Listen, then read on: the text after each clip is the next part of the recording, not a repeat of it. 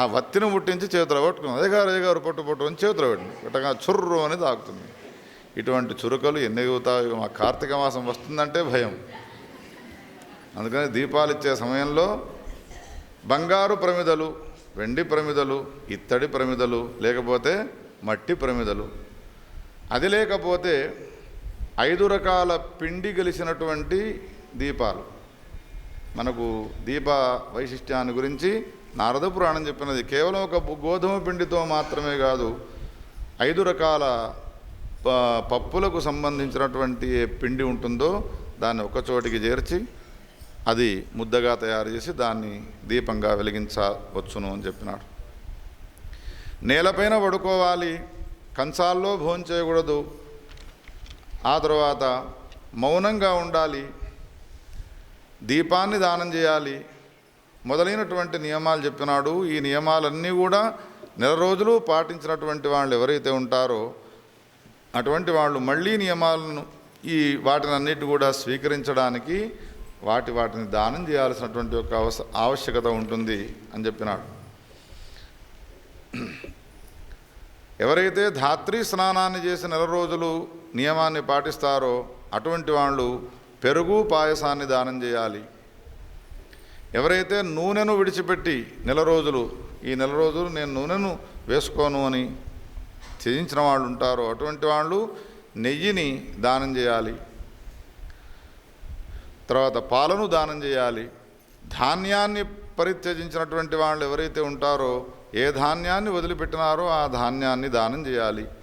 బెల్లాన్ని వదిలిపెట్టిన వాళ్ళు ఎవరైతే ఉంటారో బెల్లాన్ని దానం చేయాలి. శర్కరను వదిలిపెట్టిన వాళ్ళు ఎవరైతే ఉంటారో వాళ్ళు శర్కరను దానం చేయాలి. ఏ వస్తువును మీరు వదిలిపెట్టిన వాళ్ళై ఉంటారో ఆ వస్తువును మళ్ళీ దానం చేసి దాన్ని స్వీకరించవచ్చును అనేటువంటి ఈ విషయాలన్నీ కూడా విస్తృతంగా కార్తీక మాసము చాలా శ్రేష్టమైనది. నారాయణమూర్తికి శంకరునికి అత్యంత ఇష్టమైనటువంటి ఈ కార్తీక మాసం యొక్క వైశిష్ట్యాన్ని గురించి చెప్పినానే మోహిని. అందుకని ఈ కార్తీక మాసం అంటే మిగతా అన్ని మాసాల కంటే నాకు చాలా శ్రేష్టమైనది, ఇక నేను వెళుతాను, నన్ను వదిలిపెట్టు అన్నాడు. అంటే అప్పుడు ఆమె ఏమన్నది అంటే, మందరాచలంలో ఉన్నటువంటి నేను నీ అంతఃపురంలోకి వచ్చి నేను నియమానికి వెళుతాను, నెల రోజులు వదిలిపెట్టి అనంటే నేనుంటానా? అందుకని ఒకవేళ నీకు ఈ కార్తీక మాసానికి సంబంధించినటువంటి నియమాలన్నీ పాటించాలనే కోరిక ఉంటే నన్ను నీవు వదిలిపెట్టగా ఇక్కడే ఉంటూ అంతఃపురంలో నువ్వెక్కడికి వెళ్ళాలి అనంటే నీ భార్యను పిలిపించి సంధ్యావళిని పిలిపించి ఆ సంధ్యావళితో ఈ నెల రోజుల యొక్క నియమాలు పాటించేట్టుగా ఆదేశించు. ఎందుకంటే భర్తలు ఇద్దరు కూడా సమానం కాబట్టి నీ భార్యను ఈ నియమాలు పాటించమను, నువ్వు మాత్రం నా సమీపంలోనే ఉండాలి అనే విషయాన్ని చెప్పినది. వివశుడైనటువంటి ఆయన ఏం చేసినాడు? మామకం వ్రతమాధత్స్వకృచ్ఛ్రాఖ్యం కాయశోషకం. ఒకవేళ నీవు నేను చెప్పినటువంటి కార్తీక వైశిష్ట్యాన్ని, నేను చెప్పినటువంటి ఏకాదశి మహిమను తెలుసుకొని పాటిస్తాను అనే భావం నీకు ఏర్పడితే నీవు నాతో పాటు వచ్చి ఆ నియమాలను పాటించు. కానీ నీకు బదులు నీ భార్యను పాటించమను, నీకు బదులు నీ కొడుకును పాటించమను ఆ నియమాలను అని నీవు నన్ను అంతఃపురంలో నుండి వెళ్ళనీయకుండా చేయడము ఇది భావ్యం కాలేదు అని ఈ విధంగా ఆయన ఎన్ని రకాల మాటలు అంటూ ఉన్నప్పటికీ కూడా ఆమె వినడం లేదు. చివరికి మళ్ళీ ఆ మాటలు వినవస్తున్నాయి. హే ప్రజలారా, నవమి నాటి నుండి భేరీ తాడనం చేస్తారు కదా, ఎల్లుండి ఏకాదశి వస్తున్నది, అందరూ ఉపవాస వ్రతాలు చేయండి. రేపు ఏకాదశి వస్తున్నది, ఎన్నడు చేస్తారు ఈ చాటింపు? ఈనాడు ఉపవాస వ్రతము చేయండి మీరంతా కూడా. కార్తీక మాసంలోని ఈ ఏకాదశి ప్రబోధ ఏకాదశి. ఏషా కార్తీక శుక్లా వై హరేర్నిద్రా వ్యపోషిణి ప్రాతరేకాదశి ప్రాప్త మా కృథా భోజనం క్వచిత్. హే ప్రజలారా, ఈనాడు కార్తీక మాసంలోని ఏకాదశి వచ్చినది, మీరెవ్వరూ కూడా భోంచేయకండి. బ్రహ్మహత్యాది ఏ పాపాలు ఉన్నాయో ఆ పాపాలన్నీ కూడా అన్నాన్ని ఆశ్రయించుకొని ఉంటాయి. అందుకని ఒక్కొక్క మెతుకులో 1000 బ్రహ్మహత్యా పాపాలుంటాయి. హే ప్రజలారా, మీరెవ్వరూ కూడా భోంచేయకండి. నారాయణమూర్తి నిద్రలేచేటువంటి పరమ పవిత్రమైనటువంటి ఈ రోజున ఎవరైతే ఉపవాస వ్రతం చేస్తారో నారాయణమూర్తి చాలా సంతోషాన్ని పొందుతాడు మీ విషయంలో అని ఈ విధంగా చాటింపు మాటలు వినరాగానే, ఈరోజు వచ్చిన మొన్నటి నుండి నిన్ను అభ్యర్థిస్తూ ఉన్నాను మోహిని, నిన్న దశమి నాడు నీవు అంగీకరించలేదు, చివరికి ఈ ఏకాదశి ఈ రోజైనా నీవు నన్ను అంగీకరించవే అని ఈ మాటను అంటూ ఉంటే, లేదు నీవు నాకు మాటనిస్తాను అని అన్నావు ఇదివరకు. మందర పర్వతంలో నన్ను వివాహం చేసుకోవడానికి పూర్వము నీకు ఒక మాట ఇస్తాను అన్నావు. అవునవును ఇస్తాను అన్నాను. ఇప్పుడు నా ఈ మాటను నీవు స్వీకరించాలి, నాకు ఇచ్చినటువంటి మాటను నిలబెట్టుకోవాలి అన్నది. ఏం కావాలనో చెప్పు, నీకు రాజ్యం కావాలన్నా, నీకు రథాలు కావాలన్నా, లేకపోతే నీకు ఇంకేమి కావాలి, ఆభరణాలు కావాలన్నా, ఏదంటే అది ఇస్తాను చెప్పు అంటే, నాథకాంత విభో రాజన్, ఏ రాజా జీవితేశ, నేను నిన్ను కోరుకునేదల్లా ఒక్కటే, ఏమిటి అంటే నోపోష్యం వాసరం విష్ణోహ, నారాయణమూర్తికి ఇష్టాన్ని కలిగించేటువంటి ఈ ఏకాదశి నాడు నీ ఉపవాసం ఉండడానికి వీల్లేదు. ఎందుకు ఈ విధంగా నీవు నన్ను ఉపవాసం ఉండనీయకుండా చేస్తున్నావు అని ఆయన ప్రశ్న వేస్తే మోహిని ఏం సమాధానం చెప్తుంది అనంటే, నీవు ఉపవాసం ఉన్నావు అనంటే వివశుడవైపోతావు, నీవు వివశుడవైనావు అన్న తర్వాత రాజ్యాన్ని ఎట్లా పరిపాలన చేస్తావు, ప్రజలకు ఏదైనా కష్టం వస్తుంది, అప్పుడు నీవు పరిగెత్తాలంటే, నాయన ఇవాళ ఏకాదశి ఉపవాసం ఉన్నాను, అందుకని నాకు చేత కావడం లేదు, ఇది సరైనటువంటిది కాదు నీవు చేసేటువంటిది. తదాత్యజోపవాసం మీ భుజ్యతాం హరివాసరే, అందుకని నాకు నీవు ఏ మాటనిచ్చినావో ఇచ్చినటువంటి మాటను నిలుపుకోవడానికి ఇప్పుడు నేను కోరుతున్నాను, ఇవ్వవయ్యా, ఈనాడు నేను భోంచేస్తాను అని అను అనంటే రాజుగారు అన్నాడు, అయ్యో దారి తప్పి నేను నీకు ఆ మాట ఇచ్చినాను, నీకేం కావాలనో అని అప్పుడే అడిగితే బాగుండేది, ఎంత పొరపాటు పడ్డాను నేను. బాల్యంలో కానీ కౌమారంలో కానీ యవ్వనంలో కానీ నేను ఏ ఒక్క అవస్థలో కూడా వయస్సులో కూడా నేను ఏకాదశి వ్రతాన్ని వదిలిపెట్టలేదు, కార్తీక మాస నియమాలను ఆచరించకుండా ఉండలేదు, మాఘమాసానికి సంబంధించిన నియమాలను తూచా తప్పకుండా పాటించినాను. అదొక్కటి తప్ప మిగతా ఏదైనా అడగవే, నీకు ఏదంటే అది ఇస్తాను. బ్రహ్మాది లోకాల్లో సుదుర్లభమైనటువంటి అమృతము కావాలి అన్నా నీకు తెచ్చిస్తాను, కానీ ఏకాదశి మాత్రము ఉపవాసం ఉండకుండా ఉండలేను నేను. స్వర్గలోకంలో ఉండేటువంటి పారిజాత వృక్షాన్ని తీసుకువచ్చి ఆ కొమ్మలకు బంగారుతో ఉయ్యాలలను కట్టి నిన్ను ఊపమంటే ఊపుతాను, కానీ ఏకాదశి నాడు భోంచేయమనంటే మాత్రం నేను చేయలేను. అంటే పెద్ద పెద్ద కోరికలు కోరుకో, ఈ చిన్నది నాకు అవకాశాన్ని ఇవ్వు అని ఎన్నో ఇటువంటి ఆమెను అడుగుతూ ఉన్నా కానీ ఆమె మాత్రం దాన్ని ఒప్పుకోవడం లేదు.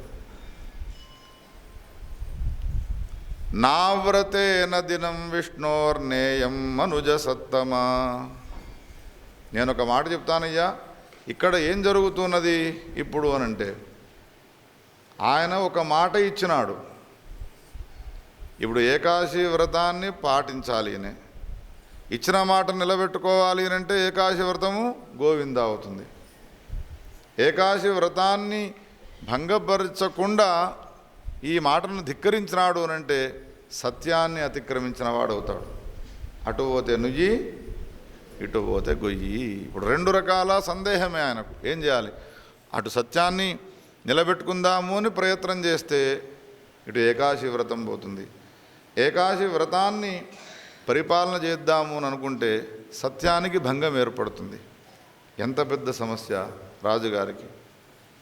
ఆమె ఏమంటుంది, సత్యం వలన సూర్యుడు ప్రకాశిస్తూ ఉన్నాడు. సత్యం వలన చంద్రాదులు లోకంలో సంచారం చేస్తూ ఉన్నారు. సత్యం అనేటువంటిది లేకపోతే ఈ జగత్తులే లేవయ్యా అని ఈ మాటలన్నిటిని కూడా అంటూ ఉంటే ఆయన అంటాడు, నువ్వనే మాటలు అన్నీ కూడా బాగానే ఉన్నాయే మోహిని, కానీ వైష్ణవేతు దినే భుంక్తే నరకాయైవ కేవలం.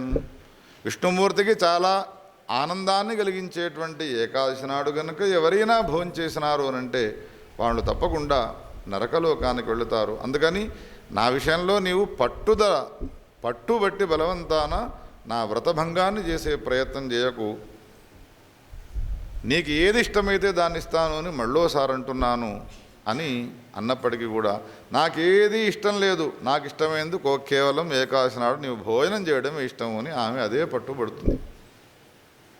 జీవితస్యాపి దానేన, నా ప్రాణాలు ఇస్తాను అని నీవు ఖడ్గంతో నీ శిరస్సును ఖండించినా కానీ నీ ప్రాణాలు కూడా నాకు ఇష్టం లేదు. నాకు ఇష్టమైంది ఏది అనంటే నువ్వు ఏకాదశి నాడు భోజనం చేయడమే. ఈ కథను బాగా శ్రద్ధగా వినండి పూర్తయ్యేదాకా. ఈ మాటను విన్న తర్వాత ఆయన ఏమన్నాడు అనంటే, అసలు ధర్మశాస్త్రానికి సంబంధించినటువంటి విషయం నీకు పెద్దగా తెలియదు. ఇప్పుడు ఏమైనది అంటే 2 రకాలైనటువంటి వాక్యాలు ఏర్పడ్డాయి ఇక్కడ. ఒకటి, ఏకాదశి నాడు ఉపవాస వ్రతం చేయాలి, అది నిత్యమే, ఇష్టమైతే ఉండవచ్చును, కష్టమైతే ఊరుకోవచ్చును అనేటువంటిది లేదు. మానవ జన్మని నీవు ఎత్తినావు అంటే ఏకాదశి వ్రతం చేయవలసిందే. ఈ ఏకాదశి వ్రతము మంగళగౌరి వ్రతం చేసినట్టు 5 ఏళ్ళలో 2 ఏళ్ళలో 3 ఏళ్ళలో కాదు, యావజ్జీవం మనిషి బ్రతికి ఉన్నంత వరకు చేయాలి. ఐచ్ఛికం అనేది కూడా కాదు, కామ్యకర్మ కాదు, అది నిత్యమే, తప్పకుండా ఆచరించే తీరాలి. అందుకని అటు ఏకాదశి ఉపవాస వ్రతము ఒకటి వాక్యాలు కనబడుతున్నాయి, 2 ఇక్కడ సత్యానికి సంబంధించినటువంటి వాక్యాలు కనబడుతున్నాయి. ఈ రెండిటికి ఎట్లా సామరస్యం, ఏది గొప్పనైనటువంటి ఈ 2 వాక్యాల్లో దానికి సంబంధించినటువంటి విస్తృతమైనటువంటి వాదము ఇందులో ఉన్నది. అదంతా కూడా ఆమెకు చెప్పి తీర్మానం చేసి చివరిగా ఒక మాట అన్నాడు, నభోక్తవ్యం సంప్రాప్తే హరివాసరే. భోంచేయకూడదు అనేటువంటిది తీర్మానమై ఉన్నది. ఒకవేళ నా మాటలను నీవు అంగీకరించకపోయినట్టయితే, విశ్వాసం లేకపోయినట్టయితే ఋషులను పిలిపిస్తాను, వేదాంగ పారంగుతులైనటువంటి వాళ్ళను పిలిపిస్తాను. ఇప్పుడు ఈ రెండిటిల్లో ఏది గొప్పదో వాళ్ళని అడిగి వాళ్ళు ఏది తీర్మానం చేస్తే ఆ మాటను నేను జవదాటను అన్నాడు. పిలిపించు అన్నది. వేదాంగ పారంగతులైనటువంటి ఋషులంతా కూడా వచ్చినారు. ఏమిటి సమస్య మీకు అని అడిగితే, ఈ మోహినిని నేను వివాహం చేసుకున్నాను, నాకు ఒక మాట ఇస్తే నేను పెళ్లి చేసుకుంటాను అని అన్నది. ఆ మాట అక్కడ అడగలేదు, నన్ను అడిగితే ఆనాడే త్యజించేదాన్ని దీన్ని. కానీ ఇప్పుడు ఇంటికి వచ్చిన తర్వాత ఈ భేరీ నాదాన్ని విన్న తర్వాత ఏకాదశి నాడు నేను అంతఃపురంలో ఉంటే నన్ను ఈమె వదిలిపెట్టడం లేదు. ఎందుకమ్మా అని ఆమె ఏకపక్ష నిర్ణయం చేయకూడదు కదా, మధ్య నీదేమిటో చెప్పు అనంటే, రాజుగారై ఉండి ఒక రాజ్యాన్ని పరిపాలించవలసినటువంటి వాడి ఉండి క్షత్రియులైనటువంటి వాళ్ళు ఉపవాసాది వ్రతాలు చేయకూడదు, వాళ్ళు కేవలం ప్రజా పరిపాలన ఎందే దృష్టి పెట్టాలి అనేటువంటి వాక్యాలు వేదాల్లో శాస్త్రాల్లో ఉంటూ ఉండగా, అదొకటే కాకుండా సత్యాన్ని పరిపాలించడం అనేటువంటిది ప్రధాన ధర్మమై ఉంటూ ఉండగా నాకు ఇచ్చినటువంటి మాటని ధిక్కరిస్తూ ఉన్నాడు. ఈ రెండిటిల్లో ఏది నిజమైనటువంటిదో మీరు చెప్పండి అనగానే వాళ్ళు బాగా ఆలోచన చేసి తీర్మానం చేసి మహారాజుతో ఒక మాట అన్నారు, హే రాజా, ఇప్పుడున్నటువంటి మీ సమస్యను, మీ భార్యాభర్తల యొక్క సమస్యను పరిష్కారం చేయడానికి మేము తీర్మానం చేసి ఒక మాట చెప్తున్నాం. ఏమిటి అనంటే, భూమి పాలకుడవైనటువంటి రాజువైన నీవు భోజనం చేయడమే ఉత్తమం తప్ప ఉపవాసం ఉండడం సరైంది కాదు అన్నారు ఋషులు, బ్రాహ్మణోత్తములు. ఈ మాటనంటే రుక్మాంగదుడు ఒప్పుకుంటాడా? బ్రాహ్మణులనే చురచుర చూపులతో చూస్తూ సర్వేషామేవ భూతానాం భవంతో మార్గదర్శిణః, ఏమయ్యా అందరికీ లోకంలో ఉన్నటువంటి వాళ్ళందరికీ మార్గదర్శులు బ్రాహ్మణులైనటువంటి మీరు. అటువంటి మీరే ఏకాదశి నాడు ఉపవాసం ఉండే అవసరం లేదు, భోంచేయవచ్చును అని చెప్పితే మిగతా సామాన్యుల యొక్క మాట ఏం కావాలి? అందుకని యద్భవద్భిః సముద్దిష్టం రాజ్ఞాన్నోపోషణం స్మృతం. మీరు చెప్పినటువంటి మాటలు సరైనవి కాదు. అసలు మీరు శాస్త్రాలు సరిగ్గా చదివినారో లేదో తెలియదు. ఏ వ్యవస్థలో అంటే ఏది ధర్మమై ఉంటుంది అని ఎవరు భావిస్తారో వాళ్ళు దాంట్లో కూలంకషంగా ఆలోచన. ఉదాహరణకు చాతుర్మాస్యాలు పట్టుకోవాలి అని ఒక ఆమె కోరిక ఉంటుందనుకో, ఎంతమంది చాతుర్మాస్యాలు చేసినారో వాళ్ళందరిని అడుగుతుంది. లక్షవత్తులు ముట్టించుకోవాలి అని కోరిక ఉంటుందనుకోండి, అందరిని అడుగుతుంది. ఎట్లా ముట్టించుకున్నావు? బంగారు వత్తి వెండి వత్తి పెట్టినావా? పెడితే అది తులం పెట్టినావా? 2 తులాలు పెట్టినావా? లేకపోతే వెంట్రకవాస ఎంత పెట్టినావా? వాళ్ళు ఎట్లా చేస్తే ఈమె ఎట్లా చేస్తుంది. అవునా కాదు ఆ లోకంలో? అందుకని ఏ విషయంలో ఏ ధర్మాన్ని పాటించే వ్యక్తులు ఉంటారో వాళ్ళు ఆ విషయంలో బాగా అధ్యయనం చేసి ఉంటారు. కాబట్టి ఈ మహారాజు రుక్మాంగదుడు ఏకాదశి వ్రతాన్ని గురించి చక్కగా అధ్యయనం చేస్తున్నాడు. ఆయన ఏమంటున్నాడు ఈ బ్రాహ్మణులతోనంటే, న శంఖేన పిబేత్తోయం నహన్యాత్ కూర్మసూకరు. శంఖముతో నీళ్లు తాగకూడదు అని నిషేధాలున్నాయి. అదేవిధంగా తాబేలును పందిని చంపకూడదు అని నిషేధాలున్నాయి. అదే వాక్య వరుసలో ఏకాదశ్యాం న భోక్తవ్యం పక్షయోరుభయోరపి. ఏకాదశి నాడు భోంచేయకూడదు. శుక్లపక్ష ఏకాదశ కృష్ణపక్ష ఏకాదశ అని మళ్ళీ అడుగుతారు. అందుకని శాస్త్రం ఏం చెప్పినదంటే 2 పక్షాలు. నపాతవ్యం హి మద్యంతు. ఆ తర్వాత ఇంకేమున్నది శాస్త్రము? మద్యపానం చేయకూడదు, బ్రాహ్మణులను నిందించకూడదు, జూదమాడకూడదు. హరివాసరమైనటువంటి ద్వాదశి ఏకాదశి మొదలైనటువంటి రోజుల్లో భోజనం చేయకూడదు. ఒకవేళ ఏకాదశి నాడే గనక భోజనం చేస్తే పతనానికి గురవుతాడు వాడు అని శాస్త్రాలు చెప్తుంటే ఆ శాస్త్రాలు ఏమి మీరు పరిశీలన చేయకుండా ఈ మాట చెప్తున్నారయ్యా. అయినా ఒక మాటను నేను చెప్తున్నాను వినండి బ్రాహ్మణోత్తములారా. ఎవరైనా ధర్మశాస్త్రాన్ని అడిగితే నాకు తెలుసు తెలియదు అని, తెలిస్తే తెలుసును అని చెప్పాలి, తెలియకపోతే తెలియదు అని చెప్పాలి. తెలియకపోయినప్పటికీ తెలియని విషయాన్ని నీ దగ్గరికి వచ్చినాడు కదా అని చెప్పి ఏదో తోచింది చెప్పినావనుకో భయంకరమైనటువంటి కుంభీపాకాది నరకాల్లో పడిపోతారు. అంతేకాదు ఏమన్నాడు అనంటే, అసంపరీక్షయే దద్యుః ప్రాయశ్చిత్తం ద్విజాతయః తేషామేవ హి తత్పాపం స్మృతి వైకల్య సంభవం. ఏదో పాపం చేసినాను, ఈ పాపానికి ప్రాయశ్చిత్తం ఏమిటి అని మన సమీపానికి వస్తాడు ఒకడు. ఆ పాపాల్లో ఒకడు పిల్లిని చంపినాడు.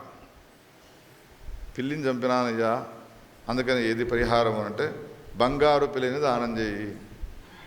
పిల్లిని చంపితే తన దగ్గరికి వచ్చినాడు, తన భార్యకు 4-5 ఆభరణాలు చేయించేది ఉన్నది. అందుకు 4 తులాల బంగారం పిల్లిని తయారు చేసి దానం చేస్తే నీ పాపం పోతుంది. ఎక్కడ కానీ శాస్త్రాల్లో బంగారు పిల్లిని దానం చేయమని లేదు. ఎక్కడి నుంచి వచ్చినది? అందుకని అనాలోచితంగా నీకు తోచినటువంటి ధర్మాన్ని చెప్పినావు అనంటే భయంకరమైనటువంటి నరకాల్లో పడిపోతారయ్యా అని వాళ్ళ యొక్క మాటలను కూడా ఆయన శాస్త్రీయమైనటువంటి రీతుల్లో చాలా సుకుమారంగా ధిక్కరిస్తూ ఉన్నటువంటి విషయాన్ని గమనించి, నేను చెప్పినట్టు వినవు, ఋషులు వచ్చి వాళ్ళు చెప్పితే వాళ్ళ మాటలను వినవు అని కోపానికి వచ్చి, కరోషి చేన్నమే వాక్యం ధర్మబాహ్యో భవిష్యసి. ఒకవేళ నేను చెప్పిన ప్రకారంగా నీవు భోంచేయమని భోజనాన్ని కనుక చేయకపోతే నీవు ధర్మబాహ్యుడవుతావు. ఎందుకో తెలుసునా? సత్యాన్ని నీవు ధిక్కరించిన వాడవుతావు అని ఈ విధమైనటువంటి మాటలను అంటూ కళ్ళ వెంబడి నీళ్లు గార్చుకుంటూ ఏడుస్తూ ఆమె వెళ్ళిపోతూ ఉన్నది. పోతే పోని అని అనుకుంటున్నాడే తప్ప నాకు భోగాన్ని ఇచ్చినది ఈమెను ఇష్టపడి నేను వివాహం చేసుకున్నాను అని మళ్ళీ ఆమెను కాళ్ళ వేళ్ళబడి ప్రార్థించడానికి వెళ్ళడం లేదు. చివరికి బయటికి వెళుతున్న సమయంలో ఏదో కోపానికి వచ్చి ఆవేశానికి వచ్చి కళ్ళ వెంబడి నీళ్లు గారుస్తూ రుసరుసలాడుతూ పోతున్నటువంటి తల్లిని చూచినాడు. ఎవరు? ధర్మాంగదుడు. అమ్మా, ఎందుకు ఏడుస్తున్నావు? నీకు వచ్చినటువంటి దుఃఖానికి గల కారణం ఏమిటి అని అడగగానే జరిగిన వృత్తాంతం అంతా చెప్పినది. ఏకాదశి నాడు భోజనం చేయమనన్నాను. అమ్మా, ఏకాదశి భోజనం పనికిరాదు కదా అని అంటే, ఇదివరకు నాకు మాట ఇచ్చినాను, ఆ మాటను నిలబెట్టుకోవడానికి ఇది అడిగినాను. ఓ అట్లానా, అయితే ఈ ధర్మమే ప్రధానమైంది అని అన్నాడు ధర్మాంగదుడు. మా తండ్రి గారు నేను బ్రతికి ఉంటూ ఉండగా ధర్మమయమైనటువంటి రాజ్యాన్ని పరిపాలించేటువంటి ధర్మాంగుదుడనైన నేను బ్రతికి ఉంటూ ఉండగా ఆయన అధర్మాన్ని చేయడానికి వీల్లేదు. ఇచ్చిన మాట నిలబెట్టుకోని వాడు ఈ రుక్మాంగదుడు అనేటువంటి పాడు పేరు ఆయనకు రావడానికి వీల్లేదు. నడు నేను ప్రార్థిస్తాను మా తండ్రి గారిని అని ఆ మోహినిని తీసుకొని వెళ్ళినాడు. వెళ్ళి తండ్రి గారికి నమస్కారం చేసి, ఒకవేళ తండ్రి గారు ఇదేమిటయ్యా ధర్మాంగదా, మీ తండ్రి గారి సమీపానికి తీసుకువెళుతున్నావు మోహినిని, మళ్ళీ ఆయన ఇచ్చిన మాట తప్పినవాడు అవుతాడు అనే భయంతో నేనా అంటే, దీనివల్ల రెండూ కష్టాలు ఏర్పడతాయి. రుక్మాంగదుడు ఇదివరకు చాలా గొప్పగా ఏకాదశి వ్రతాన్ని తానాచరించి ఇతరుల చేత ఆచరింపజేసినాడు. ఇప్పుడు మోహిని వలలో పడ్డటువంటి వాడు ఆయన భోంచేయడం ప్రారంభించినాడు అనే అపకీర్తి వస్తుంది ఆయనకు అని భయపడకుండా, అది కూడా భయపడకుండా నేను మా తండ్రి గారికి చెప్పి ఆయనకు అపకీర్తి రాకుండా ఎట్లా ఉంటుందో ఆ ఉపాయాన్ని నేను ఆలోచించి నేను చెప్పుతాను పదా అని తీసుకొని వెళ్ళినాడు. తండ్రి గారికి నమస్కారం చేసి తండ్రితో అంటున్నాడు, తండ్రి, మాట ఇచ్చి ఇచ్చిన మాటను నిలబెట్టుకోలేదు రుక్మాంగదుడు అనేటువంటి అపకీర్తి వస్తుంది కదా నీకు. అందుకని ఆ అపకీర్తిని తొలగించుకోవడానికైనా ఆమె అన్న ప్రకారంగా భోంచేస్తే ఏమైందయ్యా అన్నాడు. అంటే ఆయన అన్నాడు, కీర్తిర్నశ్యతు మే పుత్ర,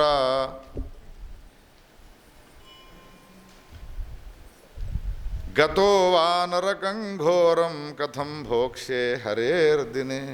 నా కీర్తి నశిస్తే నశించుగాక, ఇచ్చినటువంటి మాటను నిలబెట్టుకోలేదు కాబట్టి రుక్మాంగదుడిని తీసుకురండిరా అని యమధర్మరాజు నన్ను యమలోకాల్లోకి తీసుకువెళ్ళి కుంభీపాకాది నరకాల్లో సూర్యాచంద్రులంత వరకు నన్ను వేయింతురుగాక, నేను మాత్రము హరివాసరంలో భోంచేను.